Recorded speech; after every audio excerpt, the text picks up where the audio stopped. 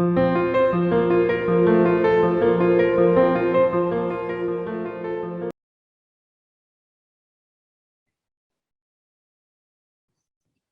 Mikhail. Good morning. Hello, Gaurav. Good afternoon here. Good morning over your way. How are you doing?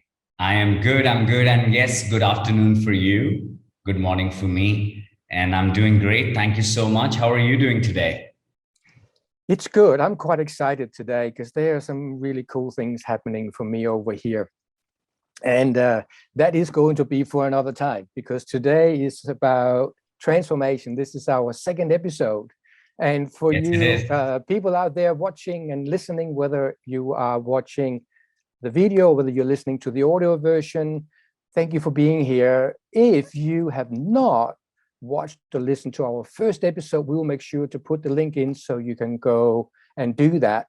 Because in our first episode, we covered why we're having these conversations, why we picked the topic, transformation, and a couple of the key things we were talking about is, do we really naturally want to transform?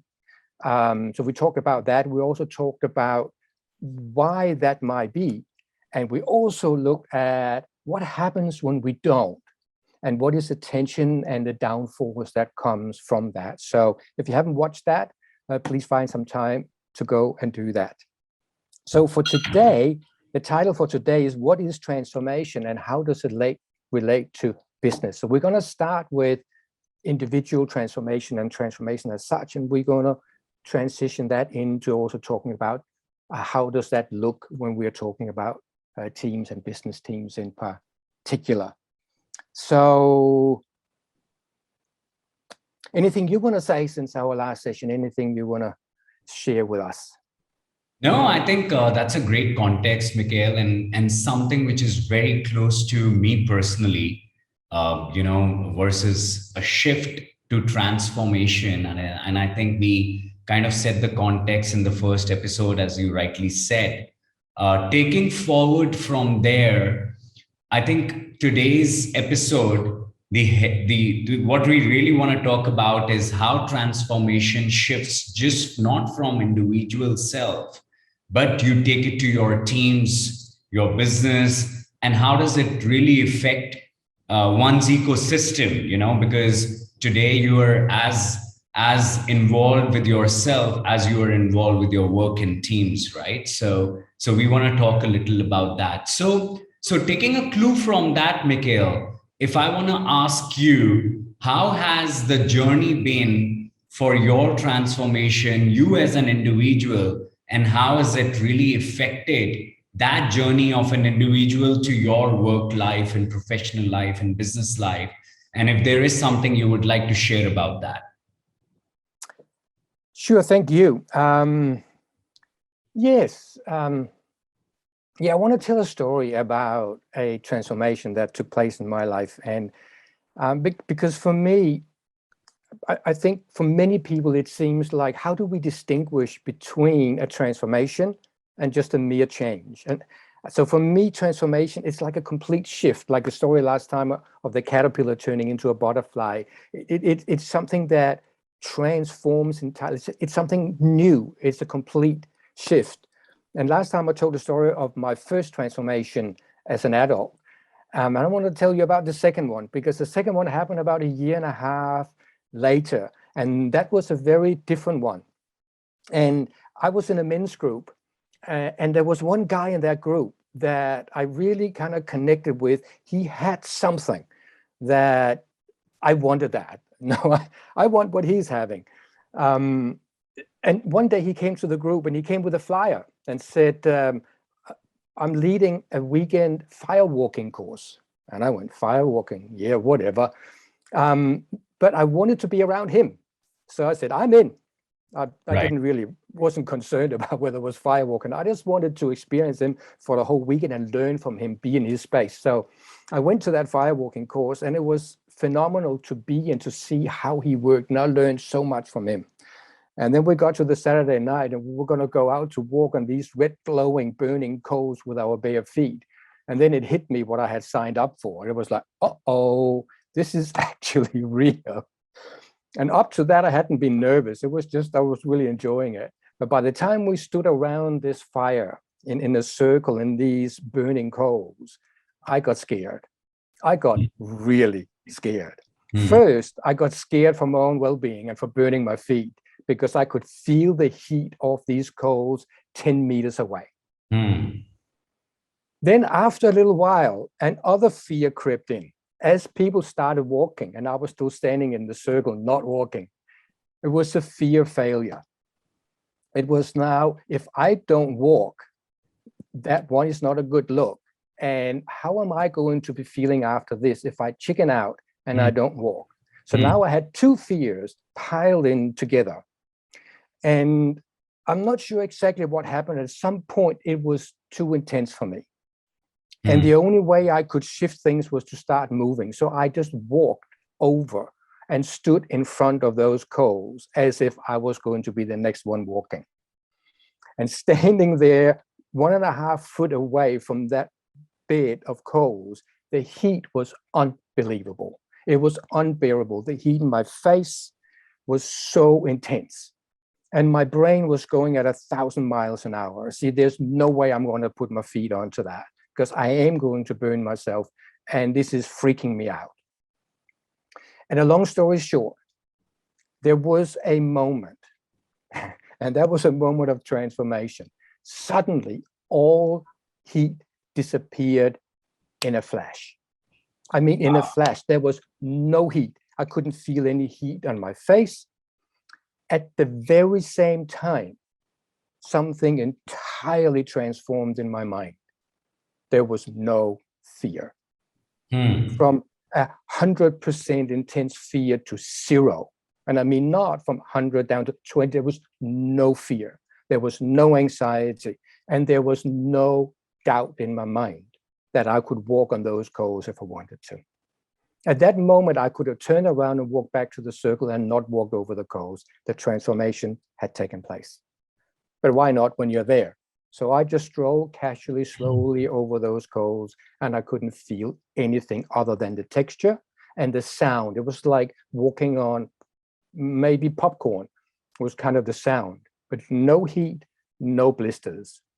Wow. That Isn't that was a great? total transformational experience for me in the sense that I didn't just change. There was a complete shift. And what that gave me for my life from there on till today, when fear is in my life, which it still comes into my life, I now have that experience to go back to and go, fear does not need to hold me back from doing what I need to do, even when I don't like it or I'm nervous about it. So that's an example of it. Like that was a big one. So the two biggest transformations were the one I talked about last time and this time. Everything else in my life has been less than that, but they have been more conscious. They have been more consciously created. And we will talk about that maybe in the next episode. And how do we set the foundation for creating transformation? So to answer the last part of your question, the way that has impacted on my business and the work that I've been doing for many years as a coach, completely, because I have those experiences of what that is, so I can support my clients in making those transformations for them individually. So that's enough talking for me. I would love to hear if you got an example of either a personal transformation that you have seen come out of working with teams or just with yourself, and maybe if that has translated into business transformation as well. Yeah, let me start with saying that I do want to walk on fire now after hearing your story. So that's one thing which is there in my bucket list, and I'm gonna do it and come back to you. But thanks for sharing, Mikhail. And certain points I want to highlight when I was listening to you, and it came to me, right? That sometimes transformation can start with something that we're excited about for whatever reason, and can be propelled with sometimes fear as well, fear of missing out, fear of not doing something, fear of getting embarrassed in a group, and all those things and many more can get you in that zone of being transformed as well. So fear is not a bad thing if we all think about it, right? As if you can come over it and get into the next step of it, then transformation or the shift can happen. So very good that you shared that, and it's amazing of how things happen personally, and it shifts you, and then it has an impact on how you look at your business or the people that you work with, and it starts creating that impact on not just you but beyond you then, and that's something great. So I think I'm not sure if I shared that in the last episode, but now I've been in the business life for the last 20 years. So I started at the age of 19, quite early with my entrepreneurial business life. And for the last 20 years, this is Joy of Performing, the startup that I'm building up right now, is maybe the fifth startup that I've been a part of. And every time I have gotten into a business venture with a different set of people, founders, teams that we have developed over the period of time, I have seen that there is a transformation every time you put yourself in a new environment, right? And you're open about it. You're open to change. You're open to see people as how they are, not of how you want them to be, and sometimes just reacting to what they have to say or do, and that's beautiful. Just because you kind of get so much which is outside your boundaries when you let people have that impression on you, and help transform you as well. So absolutely, transformation has happened over, not drastic like something you said of walking on fire, but something which has been consistent every time I have gotten into a new environment, working with a new team, trying to create something from scratch, and getting yourself in that startup mode where you got to transform the way you leave things behind which you have learned, unlearn a few things and start learning new things again. So that's been my experience, and I look forward to it. Even at job today, I look forward to it, and it just helps me to get that ecosystem in the business, if I may say so, or culture in the business, if I may say so, which we then take to our customers and clients, because it is all about transformation of what we are helping with businesses, with job as well. So yeah, I wanted to share that with you. So what to that point, how do you think when people are thinking about their business lives, can they think about how to foster transformation in that environment, whether it's for them or for their teams or their business as a whole? Do you have certain tips? Do you have certain suggestions or things or sharing about that, Mikhail? Yes, I do. Thank you for the story. It's really good to hear again, as you said, like every time you've gone in with a new team, it was a platform for you to experience transformation and experience that change. And I think as an answer to your question, you've already said it. One of the things that creates or sets a foundation for that transformation, or at least for change to happen, which then might turn into a transformation, is the openness. And you said that yourself, that you showed up with an openness to a new team and to what you could learn there. And I think for many team leaders, I think they have that tendency that they think they have to show up as leaders and they have to lead and make everything happen. And in part, that's true. But another part of it is they don't have to know everything, because that's why they have a team. If they Yes. know everything, what do you need a team for? So it's that openness to allow other people to come in with new ideas so that you yourself can learn. And the other thing you said, which I think is also the answer, is be willing to unlearn. Be willing to let go of some concepts that might have worked in the past, but maybe doesn't work any longer, or maybe doesn't work in this specific situation or with this specific team. So for me, I think one of the key things is for a leader to be open for transformation to take place. And if we go for change, we may get change.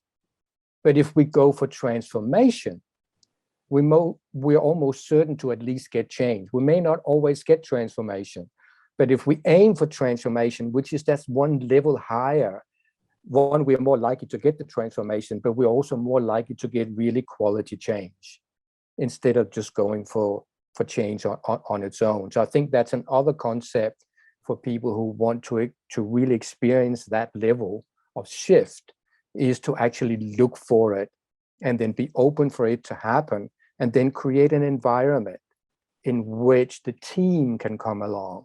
Yeah. So how do you, because that's what you work with as well. So what are you seeing, and what are some of the techniques and tricks that you use to help your clients as teams to transform their business and transform their teams? And what is the link between transforming the team and transforming the business? Sure. See, so a little about job, right? So our promise is that we work as a catalyst for growth for business. And when we say catalyst for growth, growth cannot happen if you keep doing the same thing over and over again and expect different results. That does not happen, right? Hmm. You need to change, you need to transform the way you look at your business, the way you look at your teams for that. And that is what really job enables, with the OKR, objective key result philosophy, that we work with. But I'm not going to get into those details. I think our audience can really look into OKRs and get a grasp of what that is. But to your point, all we do is create that ecosystem and environment for that transformation to happen. Because it is hard for you to go to every individual in a team or in a company and make them transform. It is not in your hands. You cannot do it. One person got to do it for their own self. But when you create a culture which is open to unlearn and learn, find, do not fear transformation, okay to fail, stretch themselves, and go forward with confidence, is when people are more prone for taking transformation as one of the things that they want to do and not fear it. So I think that's the ecosystem, that's the environment we provide with job as a platform in a business, and that is a promise that we want to take forward, as we go along in our business life.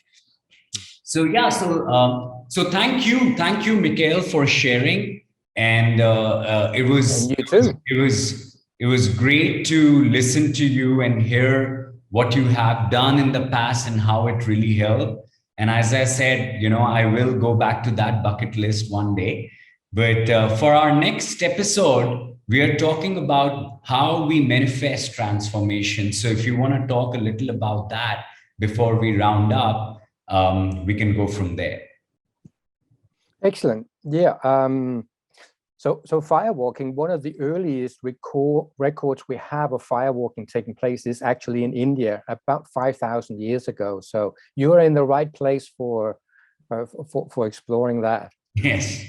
Yeah, what we have, in a way, we've started that conversation today, is that what are some of the fundamental things that needs to be in place in order for transformation to take place? Is that openness, and that comes both for individuals, and you talk more into today around teams and team culture. I really like that terminology. So yeah, in our next episode, we will dive a little bit more into how do we manifest it? What is part of the foundation and things that needs to be in place that nurtures transformation and creates the possibility on transformations taking place when they do take place.